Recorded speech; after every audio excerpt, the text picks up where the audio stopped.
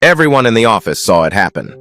Sienna Mont, the woman who had built Avery Mont Corporation into one of the most respected luxury design firms on the East Coast, the woman who could end a boardroom argument with a single look, was standing beside a junior operations employee, carefully dabbing a coffee stain from his sleeve. No irritation on her face, no impatience, just quiet, unhurried attention, like the rest of the office didn't exist.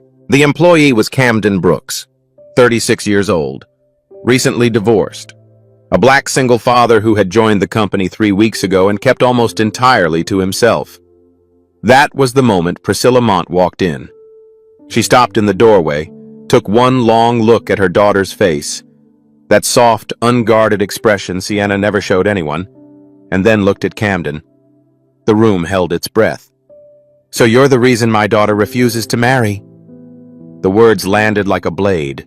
Camden didn't move, didn't speak, because the woman standing across from him had no idea, none at all, that she had just said the one thing that changed everything. If you're new here, welcome.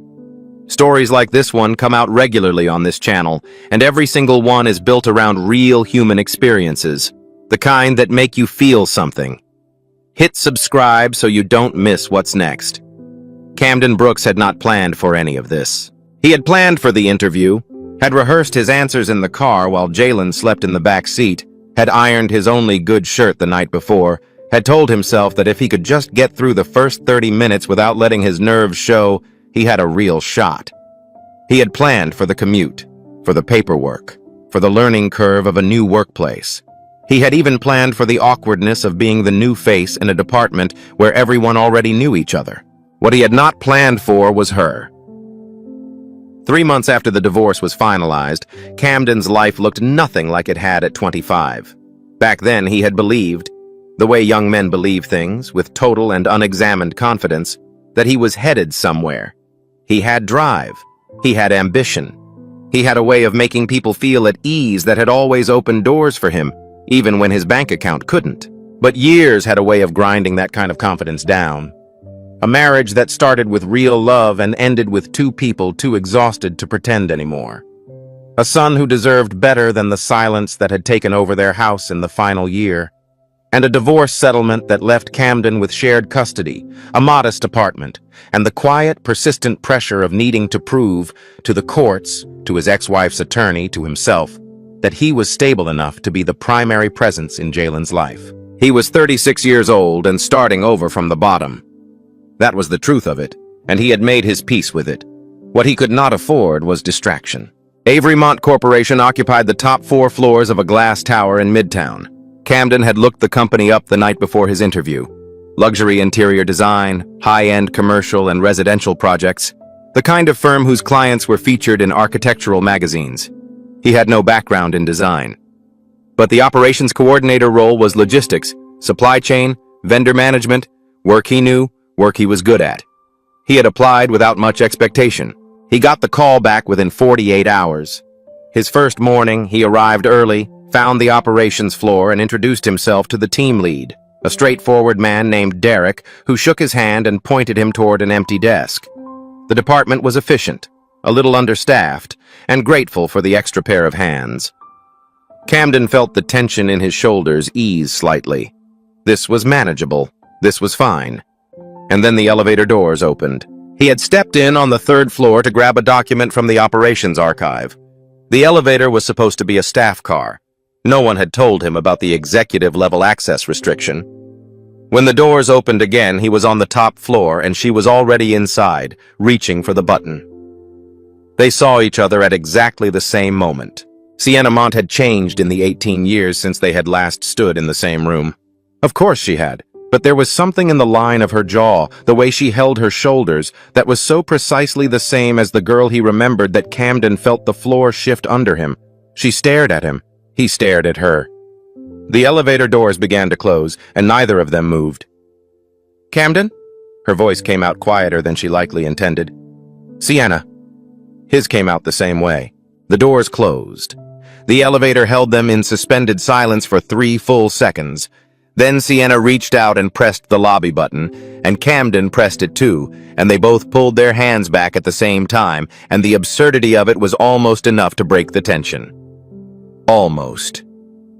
He had been 17 the first time he understood that Sienna Mont was different from the image she projected. It was a Tuesday in late October, one of those afternoons where the sky couldn't decide between rain and cold and settled on both. Camden had been waiting for the city bus after a makeup session for a chemistry test he had nearly failed, and he saw her sitting alone on the front steps of the school, long after the last bell, long after the parking lot had emptied. She was holding her bag in her lap with both hands, and she was staring at the pavement with an expression that had nothing to do with the composed, untouchable girl that the rest of the school saw. He almost kept walking. They weren't close then. Sienna was the scholarship girl from the wealthy family, which was its own kind of isolation, he had come to understand later. Too rich for the kids who worked part-time jobs, too serious for the ones who didn't. She existed in a particular kind of loneliness that looked, from the outside, like being above it all. He stopped anyway. "You waiting on someone?" She looked up. For a moment he could tell she was deciding whether to say yes. Then she said, "My mother was supposed to come at 4. It was nearly 6. Camden had looked at his bus schedule, then at his bicycle, which he'd chained to the rack nearby for the week while the chain on his ride was getting fixed. He'd done the mental math and said, "I can get you home. It's not fast, but it's dry enough." She had looked at the bicycle, a second-hand 10-speed with electrical tape on the left handlebar, and then back at him, and he had seen something flicker across her face that wasn't quite a smile, but was the beginning of one. "Dry enough," she repeated. "Mostly." They had ridden through the drizzle for 20 minutes, Sienna on the back with her bag across her chest, both of them quiet at first and then, gradually, not. She told him she hated that everyone at school treated her like she was fragile just because her family had money. He told her everyone treated him like he was trouble just because he didn't. By the time they reached her house, a wide colonial on a tree-lined street that made Camden's stomach tighten with a feeling he refused to name, they had talked more honestly than most people manage in months. After that, they were something. Not a couple, never quite that. Though there were moments when it might have become more. But Sienna's family had plans for her that didn't include Camden Brooks, and Camden had known it, and Sienna had known it, and neither of them had ever said out loud what they were choosing not to say. The summer after graduation, Sienna left for a university program in London. She hugged him goodbye in the parking lot of a gas station. They had stopped there because she wanted a particular brand of gum she claimed they didn't sell overseas. She held on for a moment longer than a friendly hug required. He had not seen her since. After that first elevator encounter, Camden had fully intended to keep his distance. He told himself it was professional sense. She was his employer, technically. She was the CEO of the company that had just given him the stability he needed to fight for more time with his son. But the building had a way of making distance difficult. They crossed paths in the lobby twice in the first week. Once she appeared in the operations bay, which Derek told him she had never visited in 3 years. She asked professional questions in a perfectly professional tone, but she also remembered, without being asked, that he had always taken his coffee black with 1 sugar, and she appeared at his desk the following morning with a cup from the place downstairs. He had stared at the cup. "You remembered." "You haven't changed that much," she said, and walked away before he could respond. After that, it became a quiet, careful routine. She would find reasons to be near the operations floor. He would fix the things in her office that no one else had bothered to fix. The chair that listed to the left, the window latch that stuck when the weather changed. He reminded her to eat when she forgot. She remembered things about him the way people only remember things they have been quietly holding for a long time. The other employees noticed. Of course they did. Camden noticed their noticing, and it made him careful. He was deliberate about his distance in public, deliberate about the professional register of every conversation when others were present. He had worked too hard to get here to give anyone ammunition. He had Jalen to think about. He had a custody schedule and a lease agreement and a life that required this job to remain exactly what it was supposed to be. He was doing an excellent job of being sensible about the whole thing. And then Priscilla Mont walked in. He had been in Sienna's office on a Wednesday morning, not because he had been summoned, but because her assistant had flagged a vendor discrepancy in an upcoming project and Camden had the clearest read on the numbers. Sienna was reviewing the file when he arrived, and they had been working through the figures together for about 15 minutes when she mentioned, without looking up from the spreadsheet, that Jalen had apparently told her assistant about learning to tie his shoes. "He told half the building," Camden said, smiling despite himself. "He walked up to the security desk on my second day and announced it to the guard." Sienna looked up at that, and she laughed, a real one, brief and open, the kind she clearly didn't give out often. And for a moment Camden forgot every sensible thing he had told himself over the past 3 weeks. That was the moment the door opened. Priscilla Mont was dressed for a board meeting she hadn't been invited to. She moved through the world like someone accustomed to every room rearranging itself around her entrance. She was in her mid-60s, immaculate, and she was looking at Camden with an expression that was doing several things at once, cataloging, assessing, and arriving at a conclusion. All before she had said a single word. Sienna straightened. The warmth left her face like a light switching off. "Mother." The word was careful. "I didn't know you were coming in today." "I was in the building for a lunch with Martin," Priscilla said, still looking at Camden. "I thought I would stop in, say hello, perhaps remind you about the dinner Thursday with Everett Langford." "I haven't forgotten the dinner. I've declined it." Priscilla's gaze moved to her daughter. "You declined it?" "Yes. Sienna." The name came out like a warning. "He is a very successful man from a very good family who has expressed a genuine interest in—" "I know what he's expressed." The two women looked at each other, and Camden became very aware that he was standing in the middle of something that had been happening, in various forms, for a very long time. He set down the file in his hand and took a half step toward the door. That was when Priscilla looked at him again. Something moved through her expression. Not cruelty exactly, but the certainty of a woman who had just understood something and was not going to pretend otherwise. "So you're the reason my daughter refuses to marry." The room stopped. Camden felt the words land somewhere in his chest and stay there. He did not move, did not speak, because there were two things he could do in this moment, and both of them cost something. He could step back, remove himself cleanly from the situation, and spend the rest of his tenure at this company being nothing more than a name on a department roster. He could protect his job, protect Jalen's stability, protect the careful distance he had been building for weeks. Or he could stay exactly where he was, and acknowledge, at least to himself, that Priscilla Mont had just named something true. Camden chose distance, not dramatically, not with a speech or a resignation or any of the things that might have made the moment feel significant. He simply set the vendor file on Sienna's desk, excused himself with a quiet professionalism that gave no one anything to work with, and walked back to the operations floor. He sat down at his desk, pulled up the spreadsheet he had been reviewing before the morning turned into something else entirely, and stared at the numbers until they stopped blurring. He told himself it was the right call. He told himself this several times over the following week. It didn't particularly help. Sienna did not make it easy. She didn't chase him exactly. She was too controlled for that, too practiced at maintaining composure in every professional context. But she found him. Quietly, consistently, the way water finds the low point in a room, not with force but with patience and inevitability. She appeared at the operations bay on a Thursday afternoon, ostensibly to review a logistics timeline with Derek. Camden kept his eyes on his screen. She stopped at his desk on the way out and said without preamble, "You don't have to disappear." "I'm right here," he said. "Camden." He looked up. Her face was composed, as always, but there was something underneath that she was not entirely managing to hide. "I'm trying to be professional," he said. "Being professional doesn't require pretending we don't know each other. It requires not giving anyone a reason to think my being here is about anything other than the work." She was quiet for a moment. Then, "Is it? Only about the work?" He held her gaze for 3 seconds, which was 2 seconds longer than he should have.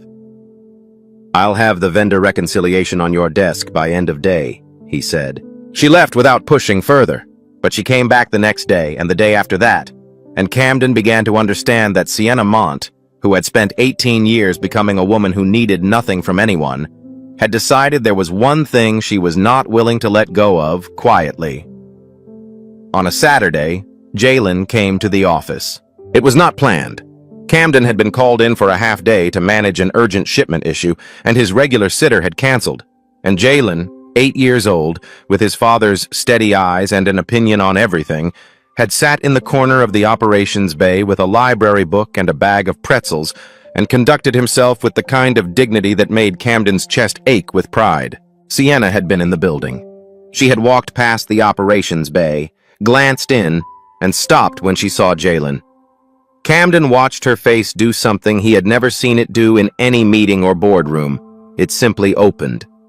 The careful architecture of her professional expression dissolved entirely, and for a moment she looked exactly like the girl who had laughed at something he said in the rain 18 years ago. She knocked on the doorframe. "Is this your son?" Jalen looked up from his book, assessed her with the frank appraisal only children permit themselves, and said, "You're the boss lady. Dad talks about this building a lot." "Jalen," Camden said. "He doesn't talk about me?" Sienna said, with a note that was almost teasing. "He talks about the building," Jalen said firmly, returning to his book. Sienna laughed. That same open, unguarded sound. And Camden felt something he had been carefully not feeling for 3 weeks come loose in his chest and refused to go back. The real conversation happened after hours on a Tuesday evening. Camden had stayed late to finish a reconciliation report. The floor was empty. He had walked past her open door meaning to say goodnight, and instead had stood in the doorway for a moment too long, and she had looked up from her desk and said, "Come in, Camden." They talked for 2 hours. Not about work, not about the years in between. They talked the way they used to talk, directly, without the performance that both of them wore everywhere else, picking up the thread of a conversation that had been interrupted for almost 2 decades. At some point, Sienna said quietly, "I want you to understand something. The reason I have never agreed to any of the arrangements my mother has tried to make. It wasn't stubbornness. It wasn't the work. It was that I had a very specific memory of what it felt like to be known by someone. And I couldn't make myself accept less than that. My life is a lot right now," he said. "I have a son and a custody arrangement and about 11 things I'm trying to hold together at the same time. I don't want to become something complicated for you." "You've never been complicated for me," she said. "You've always been the opposite of complicated." He didn't have an answer for that. He left 20 minutes later, and the walk to his car felt longer than it should have. The barriers between them were real, and both of them knew it. Camden was 8 months out of a marriage that had worn them both down to nothing. He was still learning how to be a single father without the second set of hands, still figuring out the rhythms of a life that was entirely his own responsibility now. Jalen was adjusting, slowly, with the resilience of children who don't fully understand what they're adjusting to. But Camden felt the fragility of it every day. Sienna's world came with a particular kind of scrutiny. Everything she did was visible. Every decision, professional or personal, was assessed by a board, a family, an industry, and a mother who had strong opinions about all of it. And then, there was Priscilla. The rumors started in the second week of the 3rd month. Camden heard them the way you hear things in an open-plan office, in fragments, in the sudden quiet that falls when the subject of a conversation walks in the careful way certain colleagues began choosing their words around him. He was being discussed. The nature of his relationship with the CEO was being speculated about. It was Derek who told him directly because Derek was that kind of person. "I'm not saying it's fair. I'm saying you should know." Everett Langford appeared at the company that same week. He was a real estate developer, mid-40s, the kind of man who wore his success like a second suit. He moved through the building with a proprietary ease, greeting people by name, making himself comfortable in spaces he had not been formally invited into. His function in Priscilla's plan was clear. He was the pressure she applied to Sienna, the living argument for what a suitable match was supposed to look like. He did not confront Camden directly. He didn't need to. He simply made his presence felt, and let the building do the rest. The crisis came in the fourth month. A major commercial project, a hotel redesign in Charleston, hit a serious logistics failure 2 weeks before the installation deadline. 3 large shipments had been routed incorrectly, a vendor had been double billed for materials that hadn't arrived, and the discrepancy had been buried in a reconciliation report that someone had signed off on without reading. Camden found the source of the problem in 12 hours. It was not an accident. A senior logistics manager named Garrett, who had been with the company 7 years and had a habit of delegating accountability downward, had approved a vendor switch that he had not documented properly, and when the error surfaced, the paper trail had been restructured in a way that pointed clearly toward Camden's department. Camden documented everything: timestamps, communication records, the original approval chain. He compiled it into a report that was precise, complete, and impossible to misread, and submitted it through the proper internal channel. The operations director took it to the executive floor. The meeting that followed was uncomfortable. Garrett had 12 months of institutional goodwill, and Camden had 4 months of tenure. The calculus of that situation was not complicated, and Camden knew it going in. He had told Derek the night before that there was a reasonable chance this went badly for him. "Then why are you doing it?" Derek had asked. Camden had thought about it. "Because it's right, and because I don't know how to do it any other way." Sienna had been in the meeting.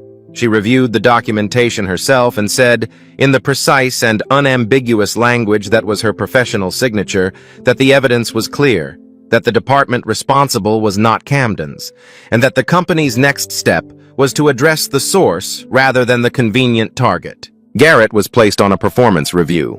The Charleston project was salvaged. Camden walked out of the building that evening feeling something he hadn't expected. Not relief exactly, but a kind of quiet solidity. He had done the right thing because it was right, and yet the aftermath was already beginning to take shape around him. Priscilla called him the following Monday, not to his work line, to his cell, which meant she had obtained it herself, through whatever channels available to a woman who had spent 40 years learning how to get what she needed. Camden suspected her assistant had pulled it from the HR directory without fanfare.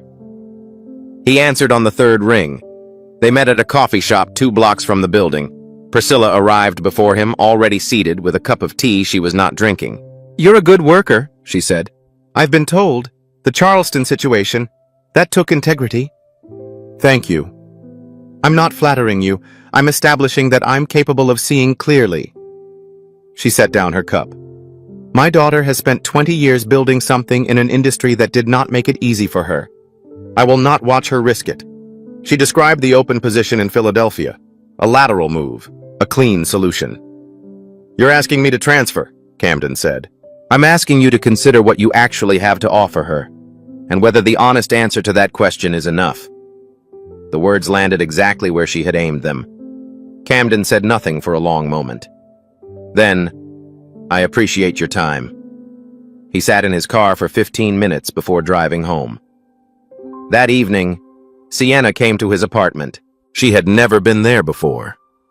He opened the door and she was standing in the hallway in the clothes she'd worn to the office, and she looked at his face and said, "She talked to you." It was not a question. He stepped aside to let her in. Jalen was asleep. The apartment was small and clean and nothing like the spaces Sienna moved through every day, and Camden watched her take it in without apology. The second-hand furniture, the books stacked on the floor beside the couch, Jalen's drawings taped to the refrigerator. "She wasn't wrong," Camden said. "Camden, about the question she was asking. Whether I'm enough, whether I have enough to offer you. Those aren't unreasonable things to wonder about." "Don't," she said quietly. "Don't tell me what my life is. I'm trying to be honest with you." "No. You're doing what you've always done when something matters too much. You're building the argument for walking away before anyone can ask you to." She said it without anger, which made it worse. "You did it when I left for London. You didn't say anything. You just let it happen. Because it was easier than believing you deserved to ask me to stay." The apartment was very quiet. "I'm not the same person I was then," he said. "I know that," she said. "So stop acting like you are. She left 20 minutes later. Camden stood at the window for a long time, listening to the silence of the apartment and the sound of his son breathing in the next room. It was Everett who accelerated everything. He moved quietly, the way men like him always did, not with confrontation but with information. Through a contact on the company's advisory board, a story began to circulate that Camden Brooks had leveraged a personal connection to the CEO to secure his position, that his role in the Charleston situation had been managed rather than earned, and that the nature of his relationship with Sienna Mont represented an organizational liability. None of it was stated directly. None of it needed to be. Everett left no fingerprints. He simply planted the seed and let institutional anxiety do the rest. Camden heard it in the way the room changed when he walked in the emails that took longer to return, in the particular silence that fell over a group of colleagues in the break room when he appeared in the doorway. And then Jalen heard it. Camden had been working late on a Thursday. Jalen had come to the lobby with Camden's neighbor, who sometimes helped with pickup. They passed two men from the advisory floor who had not noticed the child and had said something, careless in the particular manner of people who believe they are not being overheard, about the guy upstairs who found himself a very convenient friendship. Jalen was quiet in the elevator. He was quiet in the car, and then halfway home he said, "Dad, is it because of me that you can't be happy?" Camden pulled the car over. He sat there for a moment with his hands on the wheel. Then he turned to face his son, this 8-year-old boy with the steady eyes and the pretzels and the dignified library book, and said, "Why would you ask me that?" "Because people say you have problems, and I'm one of your problems." Camden reached over and put his hand on the back of his son's head and held it there. "You are not a problem. You are the reason I do everything." Jalen leaned into him and said nothing else. That night, Camden opened his laptop and typed a resignation letter. He sat with it for an hour, not sending it, just looking at the words on the screen. By midnight, the letter was in his drafts folder. 2 days later, Priscilla called Sienna into a private meeting and laid it out plainly. Announce the engagement to Everett at the upcoming partner press event, or watch the rumors consume the company's public narrative heading into a critical quarter. It was not a request. It was a calculation, and it left Sienna standing in the middle of her own office feeling, for the first time in 20 years, like a girl who had no idea what she was allowed to want. Camden submitted his resignation the following morning. Sienna did not sleep the night before the press event. She sat at her desk until 2 in the morning, not working, just existing in the silence of the top floor with the city lights spread out below her. She had spent 20 years learning how to make every room bend to her decisions. She had restructured departments, terminated partnerships, walked away from deals that would have made her richer because they weren't right. She had never once made a decision from fear. And now her mother was asking her to stand in front of a room full of journalists and business partners and announce that she was marrying a man she did not love in order to protect a narrative that had been manufactured by the man himself. She thought about Camden's resignation letter, which her assistant had routed to her desk that morning. It was brief and professional and entirely without bitterness, which somehow made it worse. She had read it 3 times. She had not yet signed the approval. She thought about the elevator, about the coffee, black with 1 sugar, about the chair she had never bothered to fix until he fixed it, about Jalen announcing his shoe-tying accomplishment to a security guard with complete and uncomplicated confidence. She thought about a rainy Tuesday in October, 18 years ago, and a second-hand bicycle with electrical tape on the handlebar. Then she closed the resignation letter and left it unsigned on her desk. The press event was scheduled for 11 in the morning in the building's main conference facility. The guest list included journalists, industry publications, and a collection of current and prospective business partners. Everett Langford arrived at 10:45 in a suit that had been chosen for exactly this occasion. Priscilla arrived at 10:50. She found Sienna in the green room adjacent to the conference facility, standing in front of a mirror with her jacket on and her hands still. Not nervous. Sienna did not do nervous, not visibly, but absent in a way that Priscilla recognized immediately because she had seen it before. In a different mirror, in a different decade. It's almost time, Priscilla said. I know. Priscilla looked at her. Really looked, the way she had not permitted herself to look since the morning she had walked into this office and found her daughter laughing without restraint. She looked at the set of Sienna's shoulders, the careful blankness of her expression, the way she was standing like someone preparing to absorb an impact. She had seen this before. She had felt it herself.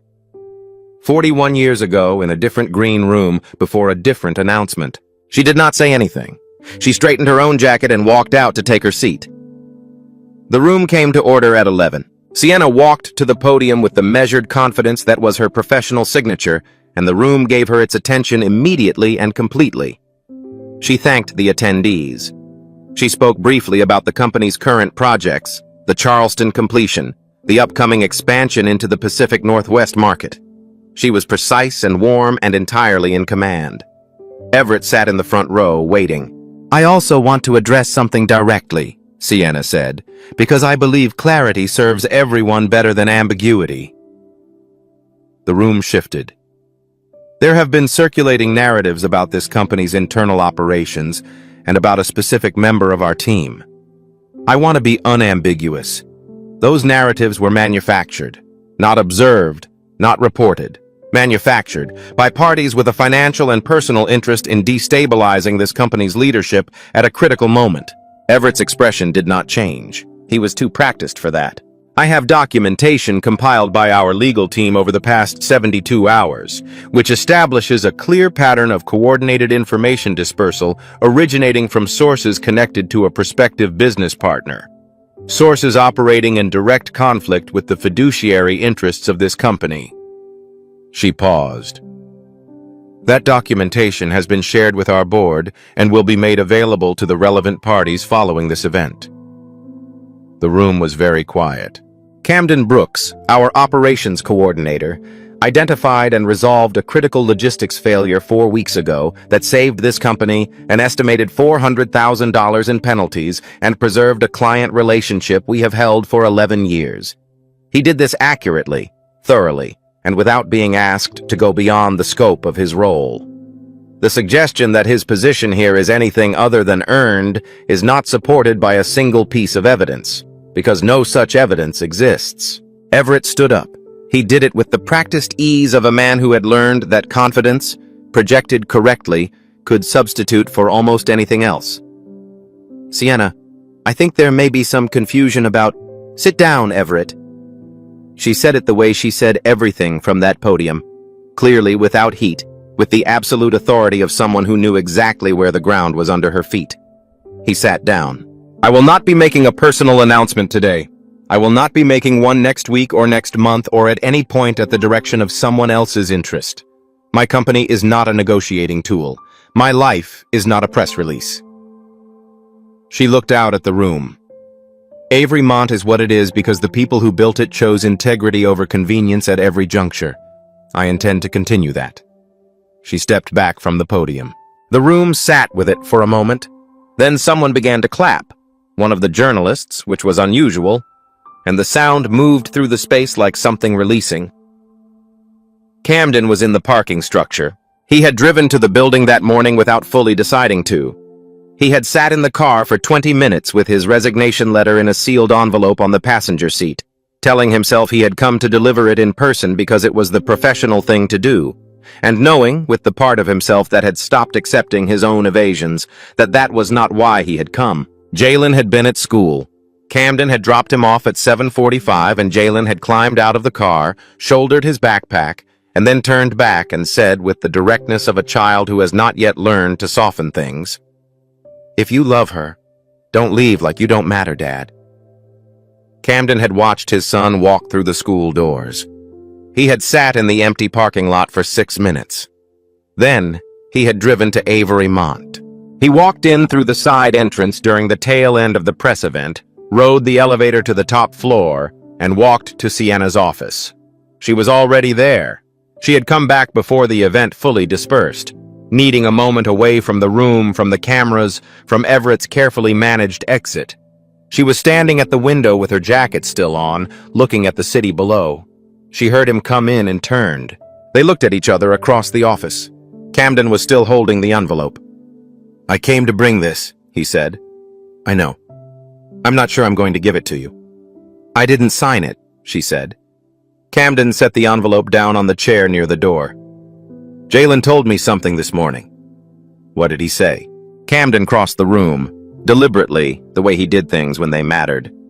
He stopped in front of her and said, "He told me not to leave like I don't matter." A beat. "He's 8 years old and he understood something I've been refusing to understand for 18 years.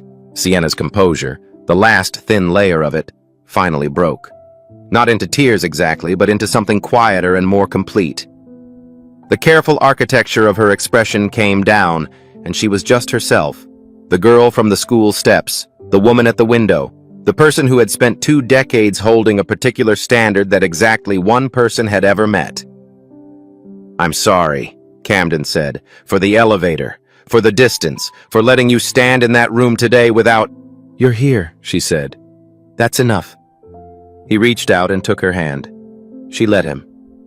They stood at the window for a while, saying nothing, which had always been one of the things they were good at together. The aftermath was not simple. It rarely is. Everett Langford withdrew from all pending discussions with Avery Mont within the week. The board members involved in the coordinated narrative were asked to explain their conduct to the full board. 2 of them resigned before the process concluded. Garrett accepted a demotion and a transfer to the Atlanta office, where he would spend the next year rebuilding a reputation he had spent 7 years quietly undermining. The Charleston project was closed out on time and on budget, and the client sent a personal letter to Sienna, commending the operations team by name. Camden did not return to the same role. Over the following months, he moved into a project management position, not created for him, but vacated by someone who had left for a competitor and offered to Camden because the record spoke clearly. He earned it in the most complete sense of the phrase, and the building understood that, eventually, in the way buildings come to understand things. Slowly, and then all at once. His custody arrangement was adjusted 3 months later. Jalen began spending more nights at Camden's apartment, began treating it as the primary home it was becoming. He brought his library books and his drawings and his opinions on everything, and he filled the small apartment with noise in a way that made Camden feel, for the first time in a long time, that the specific shape of his life was exactly right. Priscilla did not transform overnight. She was not that kind of woman, and Camden did not expect her to be. She remained careful around him, measured in her words, deliberate in her distance. She asked Sienna precise questions about the timeline and the seriousness of things. She gathered information methodically, and she withheld judgment until she felt she had earned the right to it. What changed her was not a single conversation. It was accumulation. It was watching Camden arrive at the office one morning with Jalen, who had an early school release, and spend 40 minutes helping him with a reading assignment in the break room before the workday started. It was watching him sit across from Sienna at a quarterly review and challenge one of her projections, respectfully, with evidence, without ego, and watching Sienna listen and adjust her position, which she did for almost no one.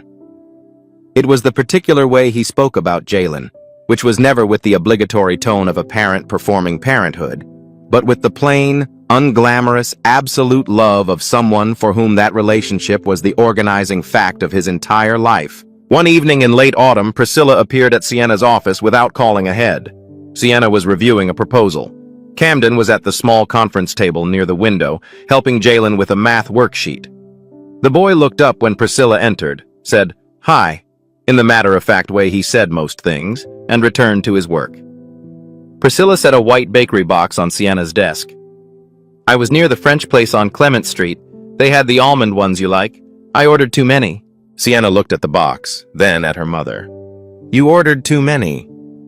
"Don't make it into something," Priscilla said, but she did not leave immediately. She sat in the chair across from Sienna's desk and stayed for 40 minutes. And at some point, she asked Jalen what the worksheet was about, and Jalen explained fractions with the thorough confidence of someone who had recently mastered them. And Priscilla listened with the focused attention she gave everything and said, "That's right," and meant it. Before she left, she paused in the doorway and looked at Camden. I told you once that you were the reason my daughter refused to marry. I believed I was saying something damaging. A pause. I was wrong about what I was saying, not about the fact of it. Camden met her gaze and nodded once. Priscilla nodded back and left. Later, after Jalen had fallen asleep on the office couch under Camden's jacket, Sienna stood at the window and Camden stood beside her, and the city spread out below them the way it always did, indifferent and luminous and entirely unconcerned with the particular lives being lived above it. "She'll come around," Sienna said. "She already is," Camden said. Sienna leaned her shoulder against his. "You know what I keep thinking about?" "What?" "Electrical tape on a handlebar and how you just showed up, like it was the obvious thing to do." Camden looked at her. It was. She smiled. That rare, unguarded smile that the rest of the world almost never got to see. "Yeah," she said. It was. The city hummed below them. Jalen breathed quietly across the room, and in the particular silence that had always existed between them, the silence of two people who had never needed to fill every space with words, Camden and Sienna stood at the window and let the evening settle around them like something they had both, finally, decided to keep. Some things don't need a grand gesture to become real. Sometimes love is a bicycle in the rain, a cup of coffee remembered after 18 years, a child who sees clearly what adults spend decades learning to admit. Camden Brooks had spent most of his adult life talking himself out of his own worth. He didn't do that anymore.